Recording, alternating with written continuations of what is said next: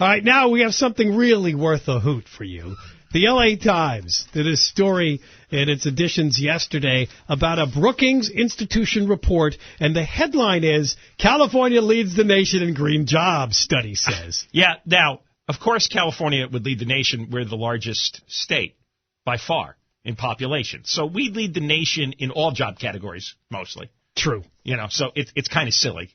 I'm sure we have the most government workers in the nation. We have the most cops in the nation, and on and on. Now, but, they're claiming 320,000 people in the state work in these green jobs. But let's start with that. Now, they list things like installing solar panels, making electric vehicles, and running organic farms. Running organic farms. How many people are running organic farms? There are a lot. Well, what does it matter if you grow organic? Well, I always see a lot of organic produce in the stores. At the farmers markets, many of the farmers markets, you have to be a certified organic farmer to sell your stuff there. Honestly, what's the difference? I mean, if I well, give you... in your mind, there's nothing, but it's still the law. But is that really a green job?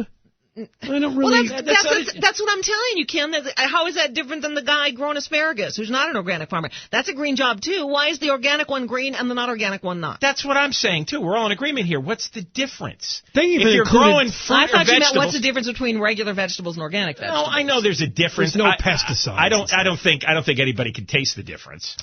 If you did a blind taste test, I think it's mostly marketing. I think because there's enough people who've bought into the organic religion, they think they're tasting something different, but they're not. Asparagus is asparagus. But I read they did you see that list of pesticides on fruits and vegetables? Yep. And the apple, which I love, was like number one in terms of it's really hard to get off. Yep. I don't really feel like eating pesticides every day. What? It'll kill all the bugs in your gut. No, it won't. So the other thing they did was they included jobs in public mass transit and green waste management. And public transit? Even the writer of the study said that, well, they consider it cleaner than driving your car, right? If you're on a... Yeah, but some guy driving a bus is not... What if it's not a green job? What if it's a gas bus? If it's a, what am I calling it? One of those natural hydrogen, gas buses? Yeah. No, the purpose of buses is to move poor people around the city. It's not about saving greenhouse gases. It's to get the illegal aliens from the east side to the west side to go to their service jobs. It says here, even the study's researchers called the concept of a clean economy an enigma, and also said that the study is going to draw a debate over what actually is a green job. So when you see that number, 320,000 people, by the way, how many jobs are there in California? 16 million? In California, 16 million. But it's a minuscule number of jobs, and they inflate the number by including bus drivers. It's stupid. Because when they talk about new green jobs, they're talking about solar panels and wind power. So those are the categories that are the modern green jobs.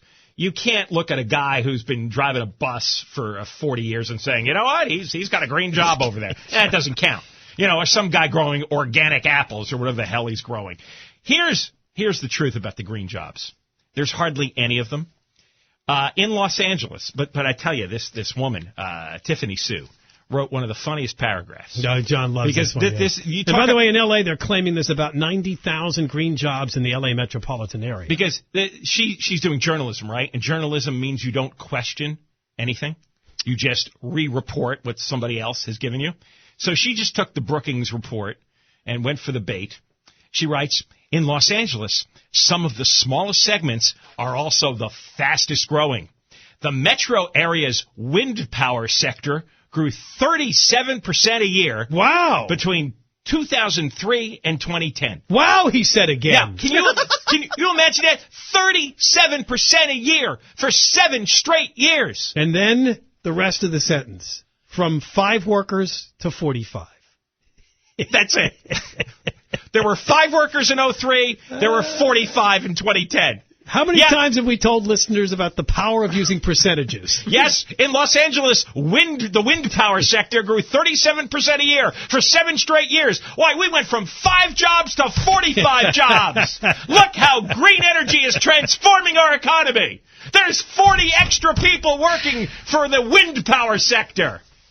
It's like when you pick up the trade magazines and radio, you see these talk shows talking about, I've grown the audience 100% since I got in the time slot. Yeah, from one listener to two. Solar, thermal, and fuel cell companies also sprouted in the area, though many remain thinly staffed. I guess that means they've got less than 45 people working since she didn't quote the number. Jesus. At least, though, that's a real, what I consider green job, wind power. That is there's 40. But that's the whole point. There's 45. But you wonder, you're right, if you took out the bus drivers and the organic farmers, what would the 320,000 look like? Not much. You think it would?